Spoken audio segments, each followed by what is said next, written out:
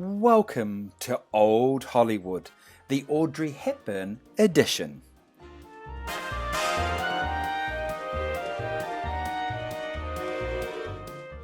Hi, I'm Patrick Cameron, and I want to invite you as I go on a journey to Old Hollywood. We're going to look at iconic hairstyles that have inspired me throughout my hairdressing career. But not only myself, designers from all over the world draw inspiration from the enduring legacy that Old Hollywood offers.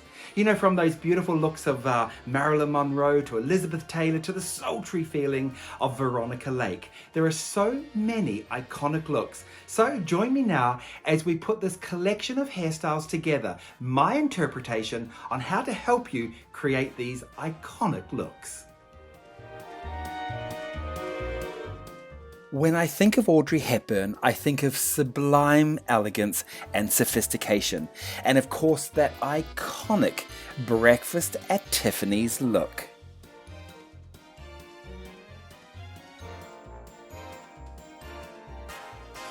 To create this iconic look, I need to set the hair first of all. Here we go, there's my basic set, just bringing the rollers over and down. Now I'm going to put this hair up. It's going to go up into a beautiful French pleat. It's quite interesting when people think of the Tiffany look, the Breakfast at Tiffany look, they often think it's a ponytail with a bouffant on the top, but it's not. It was a beautiful French pleat at the back with kind of barrel curls on top with this little bouffant that held the jewelry. So let's have a little look as we go.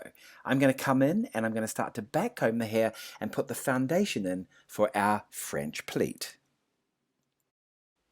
Audrey Hepburn rose to stardom in a romantic comedy called A Roman Holiday in 1953, for which she was the first actress to win an Oscar, a Golden Globe, and a BAFTA for a single performance.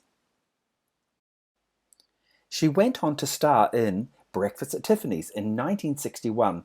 You know, it was one of Hepburn's most memorable performances, and it's hard to imagine another movie with a more iconic fashion look than that stunning sleeveless black satin gown, the jewelry, and of course that incredibly coiffed hair. Notably, that little black dress was Givenchy. It was his launch of the little black dress into our fashion consciousness as worn by Hepburn's character Holly Golightly in Breakfast at Tiffany's. As you can see now, I'm creating that sort of iconic French pleat, bringing the hair in as tight as I can at the very sort of nape of the neck, and then bringing that right up to the crown, making sure that all the hair grips are hidden and giving us that beautiful French pleat line at the back. Audrey had a lifelong friendship with Givenchy. Hepburn famously said, "He gave me the look, he gave me the style and the silhouette. Dressed by him, I wasn't afraid of anything." So the back of this hairstyle was made up of barrel curls, just big barrel curls to give us that beautiful height.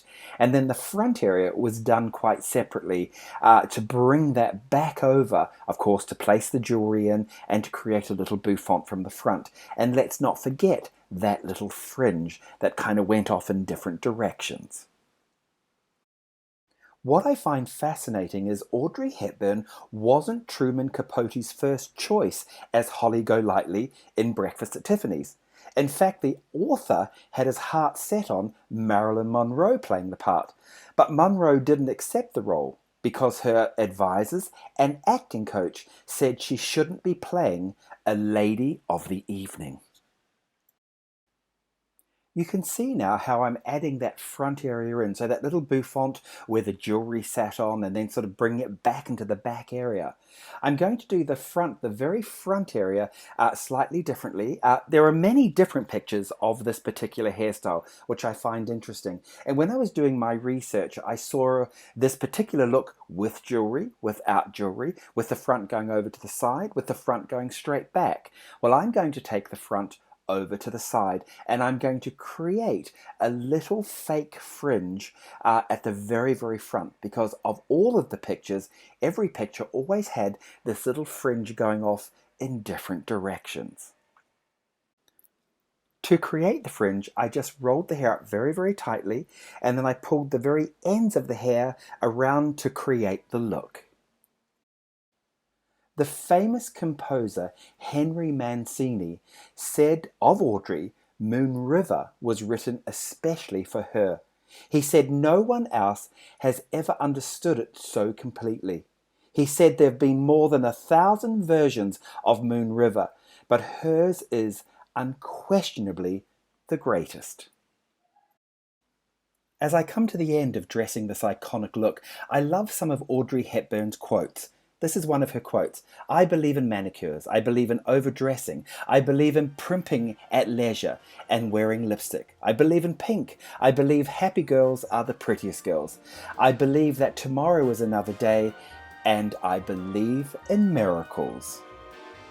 She also said, my greatest ambition is to have a career without becoming a career woman.